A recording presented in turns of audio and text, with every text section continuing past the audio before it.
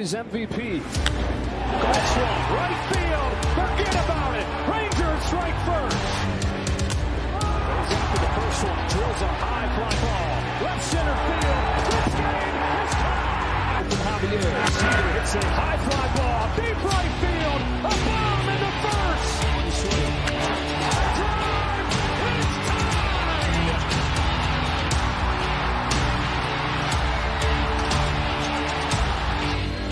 Cody Seager smashes the ball. Down line. Goodbye.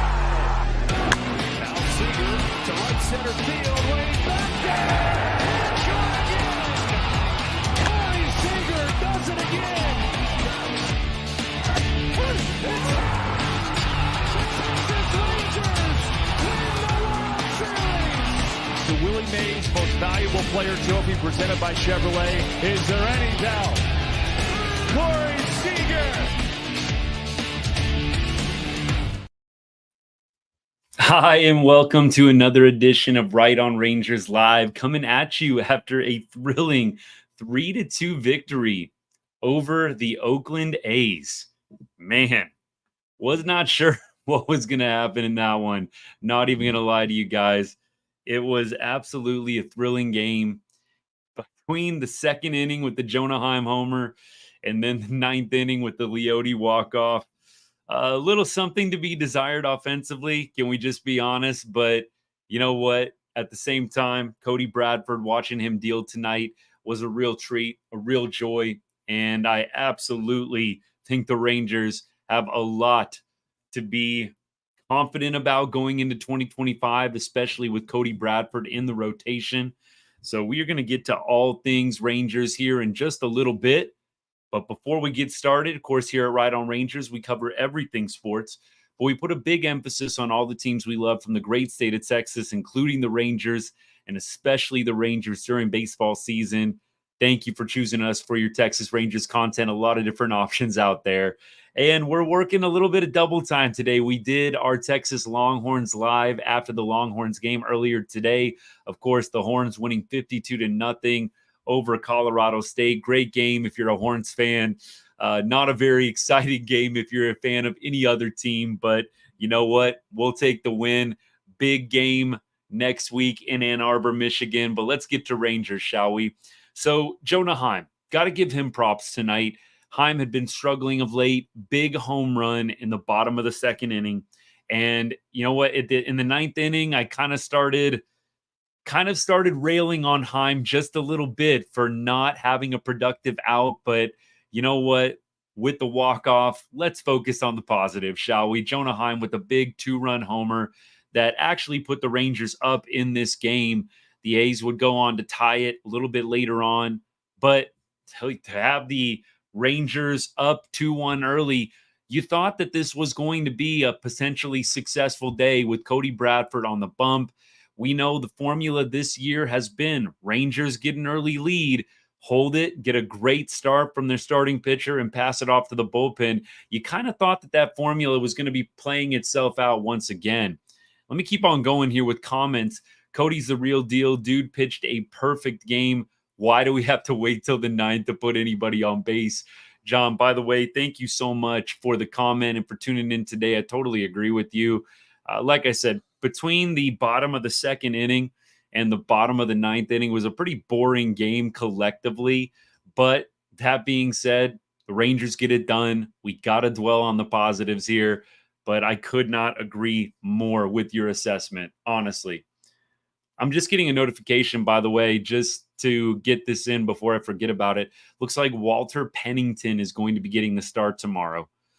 Walter Pennington. Could be an interesting one. I think Walter's been a little bit up and down in his time with the Rangers, but hopefully he will be able to at least start the game out solid for us. But just got the news update from a couple of the Rangers media reporters, writers that I follow. Walter Pennington going to be starting the game tomorrow. Tristan, long time no see. Tristan was hanging out on the Longhorns live earlier today. Welcome back, my friend. Glad that the Rangers are able to get the dub. I kind of had everything going split screen today. Longhorns, Rangers. So let's keep things rolling here. More resting guys today, Young and Langford. I know he had the walk-off, but why are we giving him playing time? especially over Wyatt. Yeah, you're talking about Leody, Natalie, I'm assuming. Yeah, I really don't think, as nice as the walk-off is for Leody, I believe it was his first walk-off, I really just don't feel like they need to be giving him a whole lot more playing time after tomorrow. September 1st is when call-ups, I think rosters expand, if I believe. I think that's accurate. Not sure the exact date, but it's the 31st today. I'd assume rosters are expanding tomorrow. So you would think that Leody would be seeing less and less time.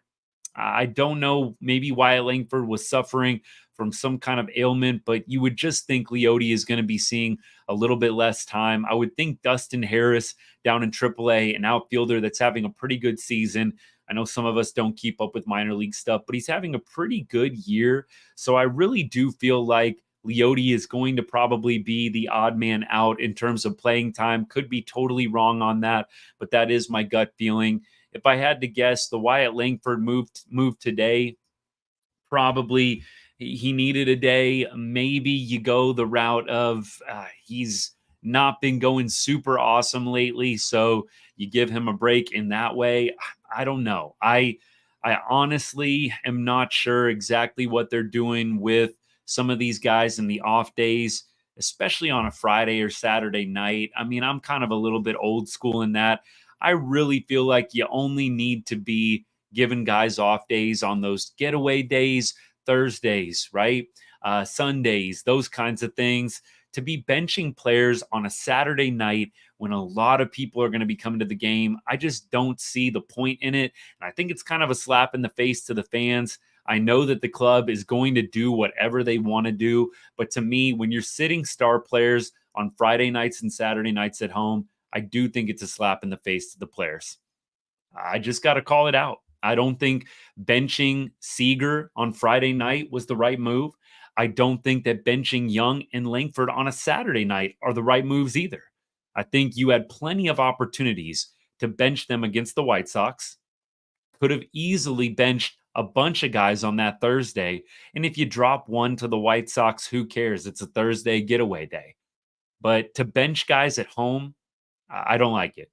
I think in an already down season, to be benching star players when your home fans are paying good money to come to games, I'm just no pun intended. I'm not a fan of that at all. Seager back in the lineup today, though. Yeah, no rhyme or reason for not playing yesterday.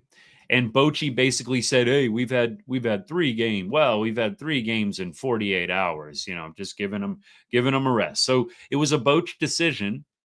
Again, makes 0 sense. You could have benched Seager on Thursday and then allowed him to play in front of the home fans for the entire series.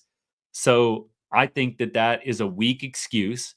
48 hours, 3 games. You could have benched Corey Seager and Josh Young and Wyatt Langford on Thursday if you wanted to. We could have just had a total bench game on Thursday against the White Sox. We're not really playing for the postseason anymore. If we were, then I would probably say that they should be playing every single day at this point. But we're not. So at least let the home fans see the stars instead of making Corey Seager play a day game in front of no one in Chicago. I'm going to try not to get off on a rant on this. I already was on one last night about this Seager situation. Robbie going to KC. That is something notable that I do think is worth talking about here. I am sad to see him go too. Love Robbie for his role in the 2023 World Series, but we all need to be happy that he's getting an opportunity to potentially win another one with a very good Kansas City Royals team. I think Jankowski, I would have felt the same way. I know there was some weird outrage among certain Rangers fans. Like, how could we do this to Jankowski? He just made the game-saving catch. It's because we're saving money and Jankowski might be able to go play for a winner. Now, that being said, I think Travis actually is pretty happy that he's sticking around in Arlington, but we wish nothing but the best for Robbie Grossman. Hopefully he can help Kansas City beat the Astros tomorrow on Sunday if he's in the lineup. Astros won again 5-2. They are now 12 games over 500. Just not lining up. You thought maybe the Astros could go on a big cold streak. Maybe the Rangers could get super hot and just make it interesting. Not that we were saying or think that they were going to make it all the way. But you know what? Who knows? Baseball is weird. Crazy things can happen, but the Astros winning games down the stretch, they are just going to go ahead and put the Rangers to bed in 2024 here. But happy for Grossman. Glad that he's able to go to a club that has a shot at winning it all. I will definitely be cheering for him 100%. Cody is the real deal. I'm going to go back to this comment from John. He's the real deal, pitched a great game. I know I talked mostly about the offense when I put this comment up earlier, but I just want to reiterate Cody Bradford is a huge bright spot in what is a very, very down season. Huge bright spot in a very, very down year. I am happy that we have Cody Bradford in the rotation for 2025. Evo, you've got also Malley, you've got DeGrom, you've got Bradford. That's a great four right there. I think the fifth starter spot's still a little bit up for grabs, but I love everything that I'm seeing from Cody Bradford. What is that ERA? Under 3 now? I think it was, let's see. Cody Bradford, 321, not quite under 3, but the dude has been dominant. And at home, I think the splits are pretty crazy. At home, 272 ERA, right? 3-1 at home.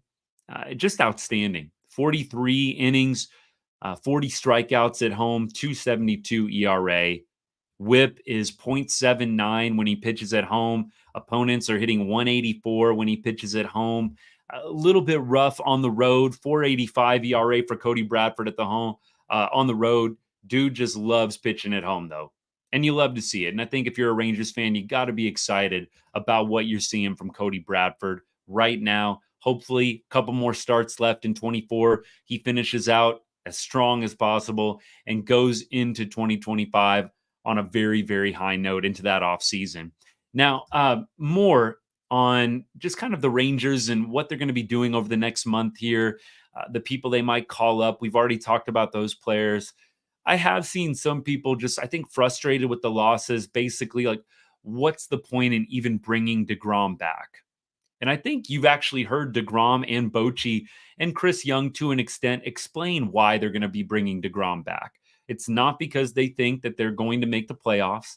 It's because you want DeGrom going into the 2024-25 offseason feeling like a sense of normalcy. Like he's pitched and he's got that out of the way. He's got some major league starts under his belt. And you're kind of going into 24-25 with a normal offseason incoming. So if you don't pitch at all in 2024, there's still that mystery of the unknown. How is he actually going to be when he's in a real game situation, not just spring training, not just against his teammates? I think the benefit is you know what you're going to potentially be getting going into 25. He's got some major league starts under his belt. You can go into the offseason with a sense of normalcy, and then you're ready to go for spring training when pitchers and catchers report into the 2025 season. Pretty much as the 1 or 2. I think maybe Evo potentially gets the opening day nod if he comes back. Then DeGrom, we'll see. But I think that is why they're going to have him pitch still in 2024. It's not that they're being stubborn, thinking they still have a shot. I saw some people kind of throwing that out there. It's a little ignorant. Again, DeGrom, Bochy, CY, they've all said it's to restore a sense of normalcy to DeGrom. So there's not that mystery of what am I going to be able to do? How am I going to perform when I get in between the white lines? So I like the move. I'm going to be happy to see DeGrom pitch. Hopefully they are having him throw that first game when he's 100% ready, no rushing. He's 100% ready. And they bring him back when he is at close to zero risk for injury. That would be my only thing. Don't bring him back if there's any potential that he gets hurt. That's what I would be most interested in at this point, is if you're going to throw him this year, he's 100% healthy and ready to go. I think that has to be the mindset. Otherwise, you do scrap it. And sorry, dude, you got to wait till next year, 2025 spring training and beyond. But if he's going well in the rehabs and everything feels great body-wise, definitely have him pitch. That way he can go into the offseason with that sense of normalcy like they've all talked about, DeGrom, Bochy, CY. All right, let's keep things rolling. So today, not a lot notable in the box score, honestly. I think we might actually get out of here in around 30 minutes today, y'all. Normally we're going on pushing an hour each time. I think we might do a little 30-minute tonight with the busy day of college football. But Simeon goes 1 for 4. Seager 0 for with 2 Ks, not his best day. Maybe a little rust from the off day. Who knows? Not his best game up at the dish. Estes definitely was a good pitcher coming into this one. Over his last 7 starts, Estes, the A starter, had a 2.84 ERA, so he was going in a good way. Definitely made some hitters in the Rangers lineup look pretty bad. There were 10 strikeouts today for the Rangers. Actually, A struck out 10 times as well. Smith, 1 for 4, still continuing to hit in that 3 spot. I'm really interested to see what this lineup is going to look like in September, if they're going to continue to kind of trot out the same old, or if you're going to see some radical changes, maybe trying to see what you got or see what might be a possibility for a 2025 lineup, if you will. But I would imagine there's going to be some mainstays, Simi, Seager, that kind of thing. But Josh Smith, 1 for 4, 2 Ks today, at least on base 1. Stoley, 1 for 4. Nate Lowe, 1 for 3 on the day. Leody was the only Ranger beyond Jonah Heim to have an extra base hit today. Leody hits the double. I think that was a little bit earlier on in the game, if I'm not mistaken. Heim with the homer in Estes in the, what was that, second inning, right? Then you had Duran coming into pinch run for Nate Lowe. He actually ended up scoring a run. Then you had Carson Kelly DHing. I kind of talked about that. I wondered if maybe they would go to Kelly in the DH role with how well he hit yesterday. Sure enough, there he is today, going 1 for 4 from the bottom of the lineup. That's really all that you can ask for from a guy like Carson Kelly. Jonah Heim, 1 for 4 with 2 RBI. Obviously, big home run in the bottom of the second inning. Janko goes 1 for 3 with a walk on base twice. Good for him. And then Leody Taveras getting his first walk-off hit. Gotta love it. I absolutely am happy that the Rangers got the win today. Wasn't pretty, wasn't great. The offense still looks pretty bad collectively, but Cody Bradford, the star in this one. And let's, of course, give some love to David Robertson and Kirby Yates, just slamming the door in the 8th and the 9th. Yates did allow a walk and a hit, but Robertson, clean inning, 1K, 2.90 ERA for David Robertson on the year. Yates, 1.38 ERA, now down to that mark, and he's able to get a strikeout, and he actually picks up the win in this one. So Yates is now 6-2 on the season. Cody Bradford gets another quality start, notches another one to his belt. Did give up the 1 home run tonight. Lawrence Butler took him deep in the 4th inning.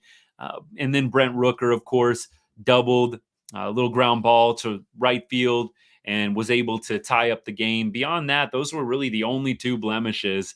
No walks for Cody Bradford. I mean, the control was pinpoint.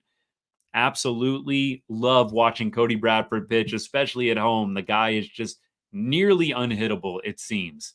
Now, let's go ahead and let's start previewing the matchup for tomorrow. By the way, if you have anything that you want to drop in the comments, any questions that you want me to answer, I will definitely be checking the chat. TikTok, I haven't forgotten about you guys. I'll try and make sure that I've got all of your guys' questions answered. Tanner, what's up, man? If you're still watching, I don't know if you are because this comment's a while back, but definitely excited for football. I'll definitely plug my Longhorns live that I'm going to be doing after every Texas Longhorns game. We'll talk a lot of college football on that show. Next week, when the Cowboys get started up, we will start doing Cowboys lives after the game. So pretty much we're going live after all of our favorite teams' games, after all the teams we love from the great state of Texas. Rangers, Cowboys, Longhorns, Mavericks. Those are the core 4. All right, I think we're caught up on TikTok comments. And like I said, y'all keep putting them in the chat. I'll keep trying to answer them as best I can. But let's go ahead and preview tomorrow's matchup. We already talked about Walter Pennington being a guy that's going to get at least the start tomorrow. Is he going to be in any kind of major role? I doubt it. Probably 3 innings, maybe 2 or 3, see what they can get out of him. Hey, maybe they're going to try and extend him and make him go 4 or 5. I don't know. I'd imagine, though, he's going to be in kind of an opener role. So we'll see there. But otherwise, tomorrow in Sunday's game, the A's looks like are going to be throwing Spence. Spence is 7-9 with a 4.54 ERA, 4.06 ERA for Spence in his last 7 games. Coming off a pretty nice start against the Reds, Spence is 5 1/3, 1 earned run. Before that, he played against Tampa Bay, 7 innings pitched, 4 earned runs, 10 strikeouts.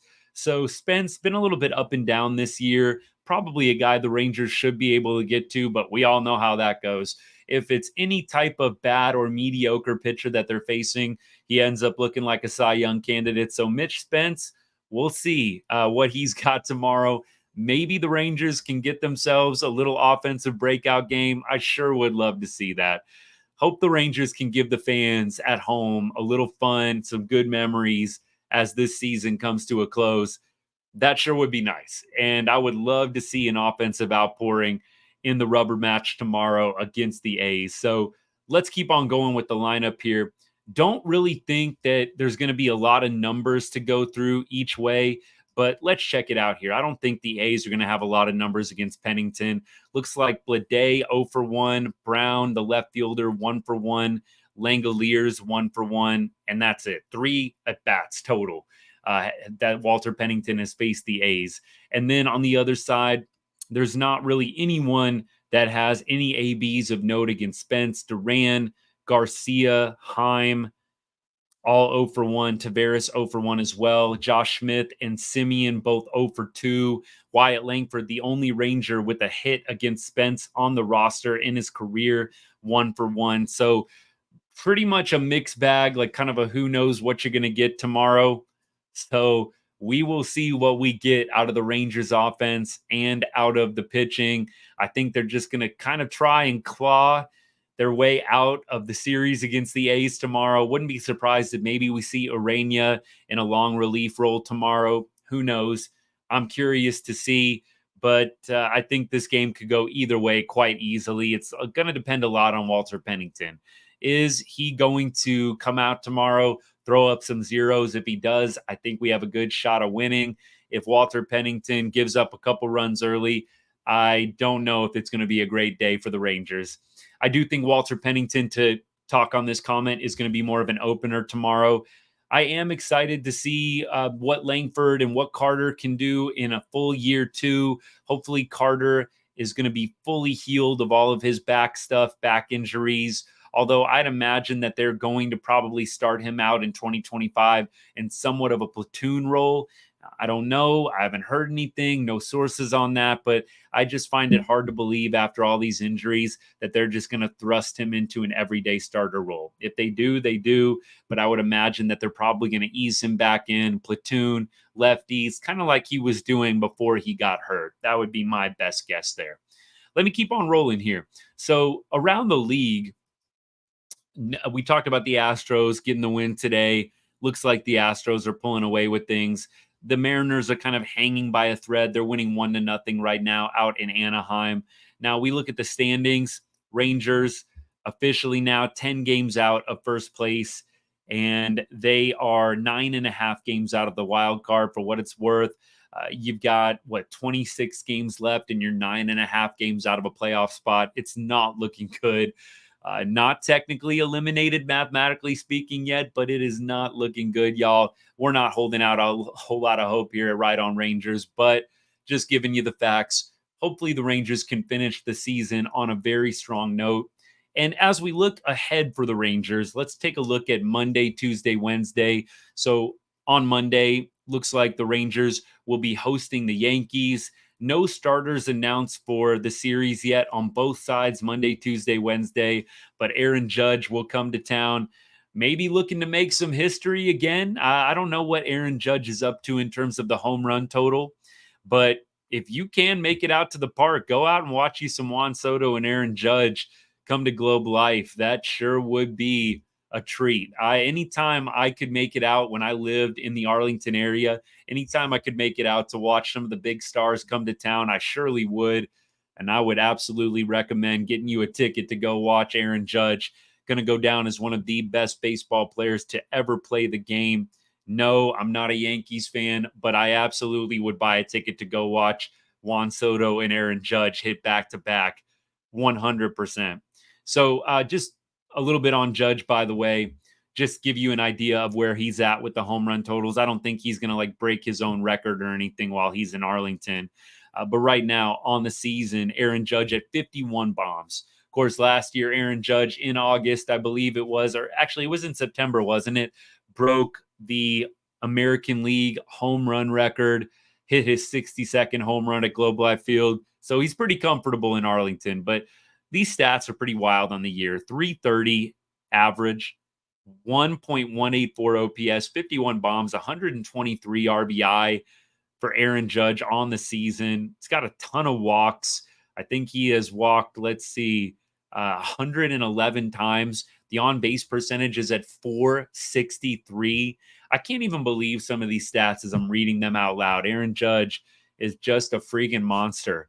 So if you can get out to the ballpark, watch you some Aaron Judge, I think that would be the right thing to do. Have some fun at the end of this Rangers season. Hasn't gone great for the Rangers.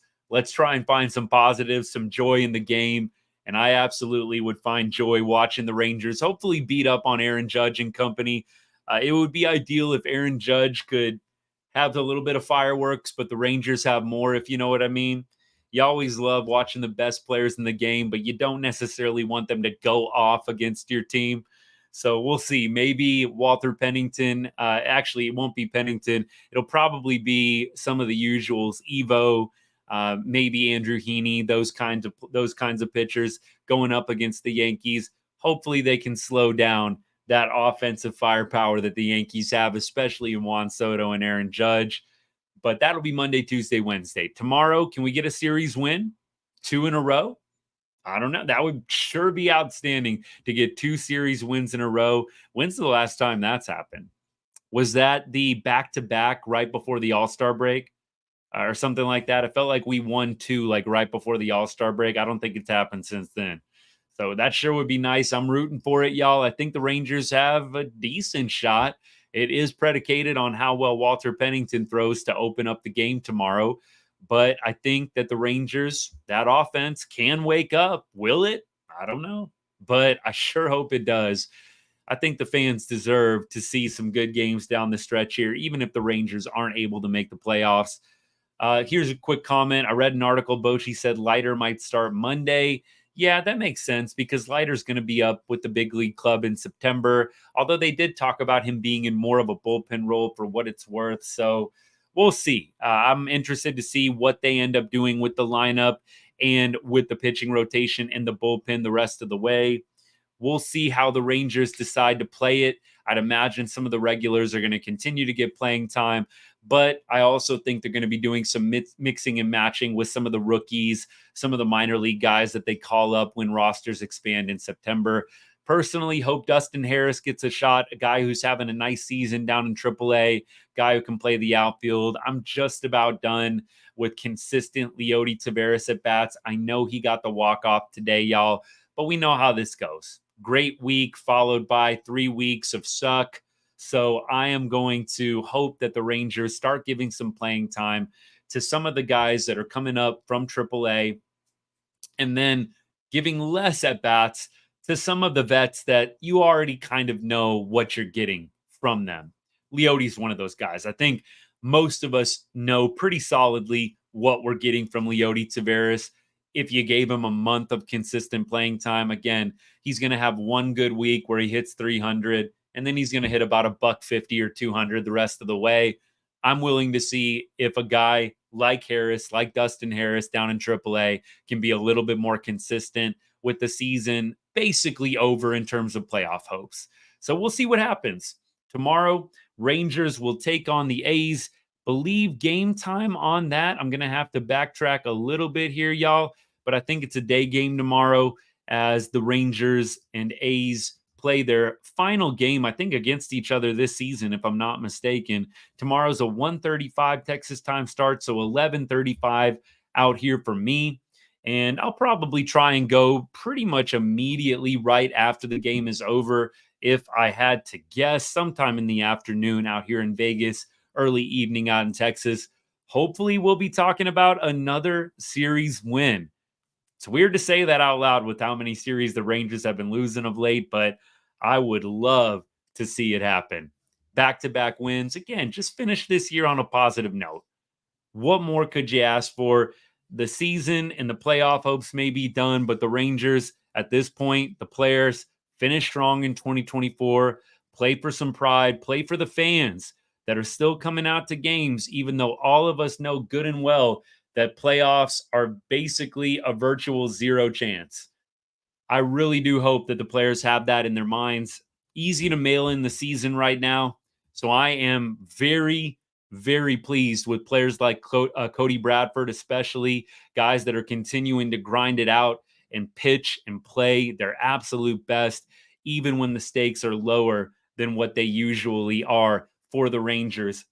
And we're talking, of course, about the past year, year and a half, the World Series run. It's hard going from that high of stakes to where you're at right now. And Cody Bradford still continuing to pitch like a bona fide ace at this point, even when the Rangers series, season hopes, playoff hopes are basically none. Impressive to me. Baseball, a lot of it is mental.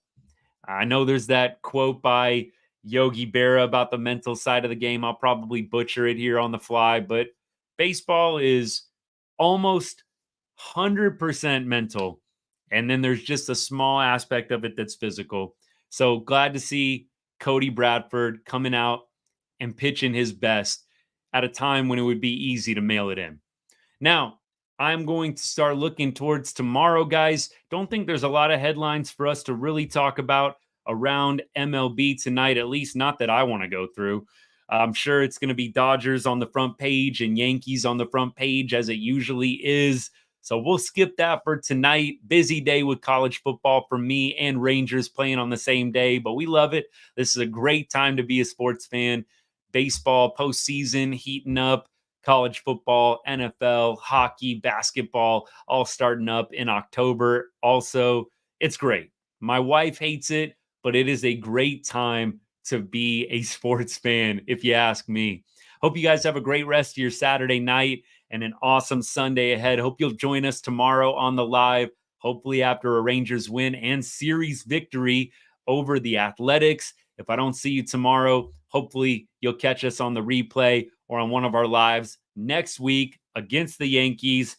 Maybe we'll go live during the game tomorrow to finish it out. I think that would be phenomenal if we can get it done. If the Rangers are in one of their typical bad ones, we may skip it. But if it's close or the Rangers are winning, I think it might be a good opportunity for us to do a little play-by-play with you, hang out, finish out a Sunday game. Sounds good to me. Well, thank you again for tuning in. If you're not subscribed, not following the channel, would greatly appreciate it if you hit that follow or subscribe button. And if you know someone that loves the Rangers or loves baseball in general, please tell them about the account. Share the channel with them. Let's keep growing this good group of people we got talking Rangers baseball and baseball in general. Appreciate you guys. And as I always say to end every show,